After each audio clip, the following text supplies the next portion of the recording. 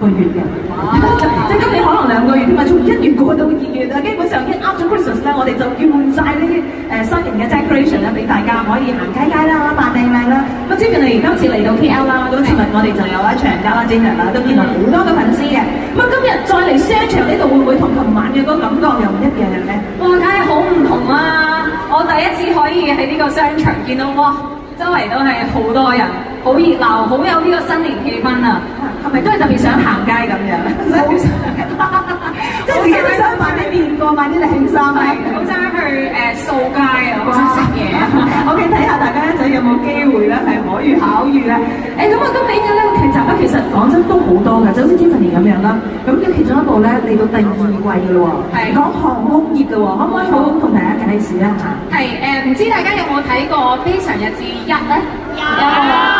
係啦，咁嗰陣時咧，我係飾演一位空姐嘅，係啦，咁但係啱啱拍完嗰套叫做《非常日誌2》咧，我就已經係升咗職㗎啦，係啦，已經唔再係空姐，已經擔任咗另一個角色嘅身份，咁咧就係會